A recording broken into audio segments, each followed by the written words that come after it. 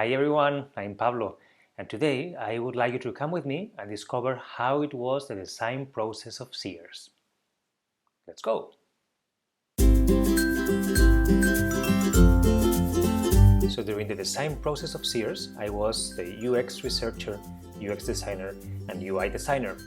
I used a lot of tools, being Sketch the main tool for the wireframing, and this process was in the context of my UX program with the bootcamp CareerFoundry.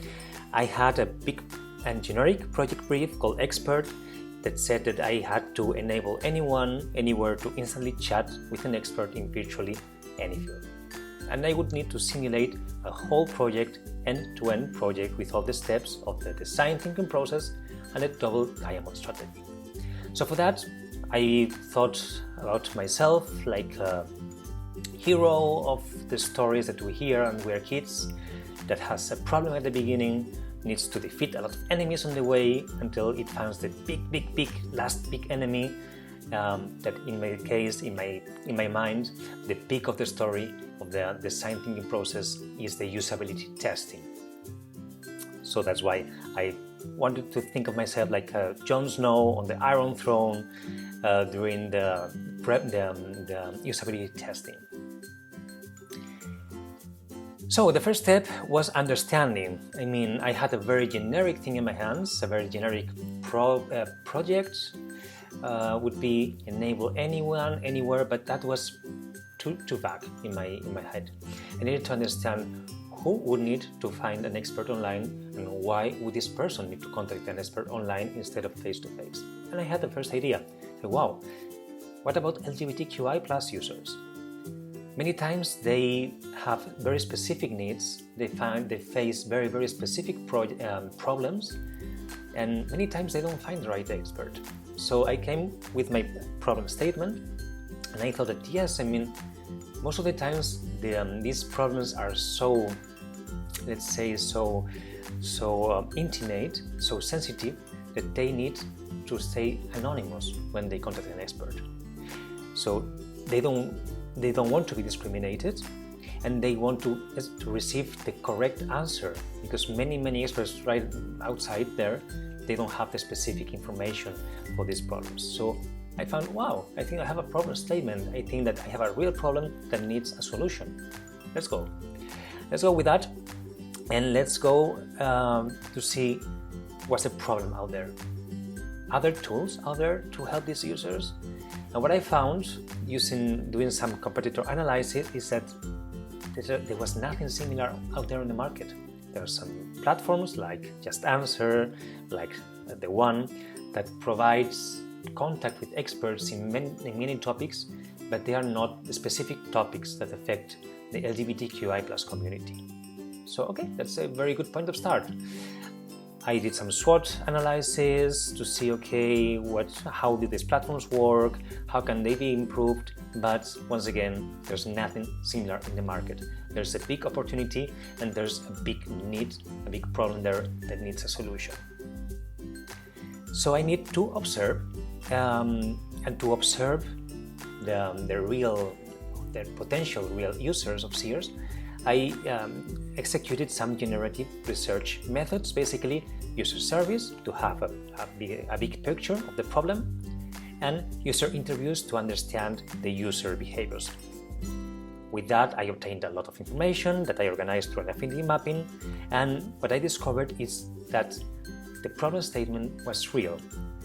There was a real problematic with LGBTQI plus users when they need to contact experts with their sensitive and specific problematic. So they really need a solution for that. Okay, so I was excited about it, and I decided that with the information I would need to be specific. I would need to understand, okay, who are these people I want to design for? What's their face? What's their name? What they want, what they need. So I organized all the information from the interviews and the surveys. I divided it into 2 different groups, and with that I created my 2 user personas, Diogo and Julia. They have things in common, but they are also very different. They need different things. Diogo, for example, needs to trust the person when he's asking for help or advice. He usually asks his friends. And Julia, on the other hand, she needs something very specific, something very quick, and the right answers all the time, and she's extremely independent. So yes, they are very different, but both of them need a solution for their problems. So I needed to understand how would they be, or what their emotional status would be when they interact with a platform like Zeers. How's their emotional situation when they arrive to the platform? How would they navigate through the platform? And what's the emotional situation when they get their answers? So with that, I created my user journey maps to understand it. And I also created my user flows to understand the specific steps that they need to go through when interacting with the app. What tasks do they need to solve to get the final solution to the problem, and what number of screens they have to interact with when they are using a platform like Zeers. So for that, I had my user flows that, of course, they iterated during the design process. And now I still needed to understand how I would organize all the information in Zeers. For that, I went outside again. I did some content auditing in a similar platform called On Call to get some inspiration of how to organize the information. And once I had it, I could establish the sitemap of my project.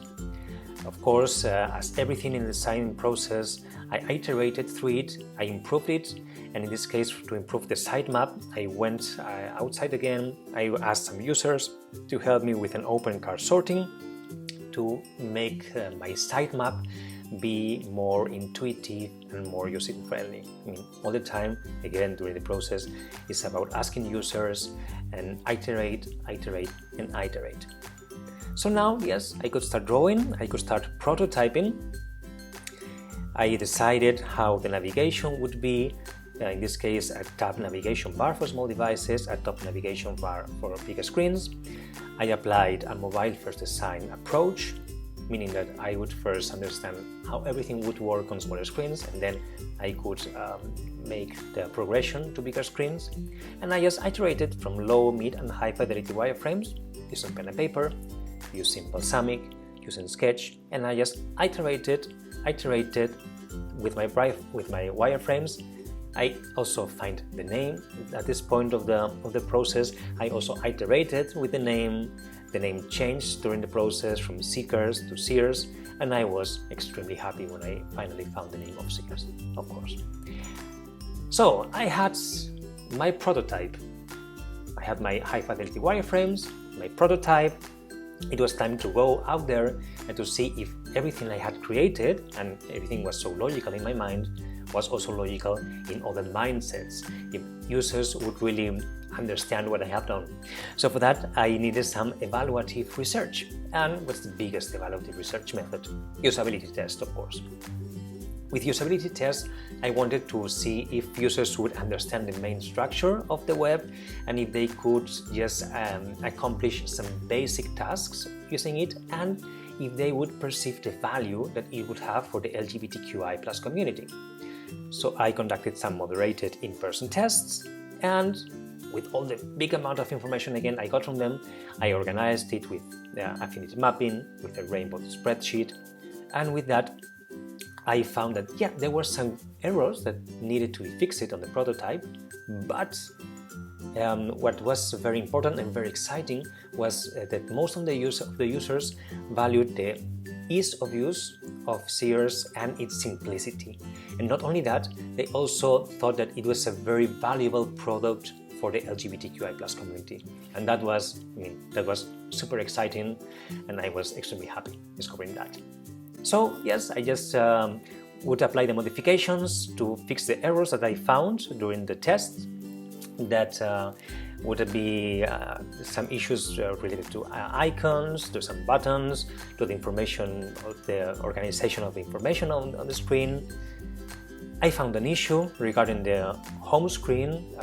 Some users didn't understand the home screen, so I applied some preference tests to help me improve the home screen, and yeah, with that I thought I had already a prototype that was usable, that was useful apparently, but it was still not visually appealing at all. So now it would be time for the last part of the process, the visual design.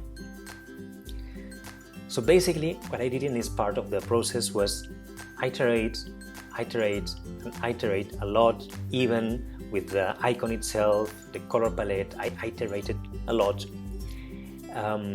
So with this first high fidelity wireframes in a grayscale, I applied Gestalt laws, principles of design, colors, UI elements. Then I also asked a lot of feedback to other designers and applied the recommendations. I also applied some accessibility principles, and with that I iterated and iterated and iterated through all the screens. And yeah, it was epic. I mean, wow, it was a lot of work. But I was still not happy with that, and I asked one last time for feedback to experienced designers that were mentoring and tutoring me during the whole process, and they gave me some advice regarding some color palettes, regarding especially the use of buttons and call to actions. And with that I created a final iteration, which is the one that is now active. So yeah, I had finally my minimum viable product of Zeers. But a very important thing, one thing that is for me extremely important is tone. The most important thing of Zeers for me is not how visually appealing it is, that of course it's important, but it's the tone. As I said, Zeers is for me a safe space for the LGBTQI+ community. I discovered through the user journey maps that most of the times they would arrive to Zeers with bad energy. They would be like angry, scared, stressed, ashamed, and they need a place in which they can calm down, they can be cheered up, and they can find a friend. So that's why the tone is extremely important in Zeers, from the colors that are used to the images, with the copy, the words that are used, everything just to build trust on users. Building trust on users is the core, is the heart of Zeers, and something that I think that in the next iterations that Zeers can have, this can never be forgotten. So that's it. That's the end of the journey for now. If you want, you can always visit my Behance profile, and then there you will find the link to the clickable prototype of Zeers if you want to play a little bit with it. And I say bye for now, and of course, thanks for watching.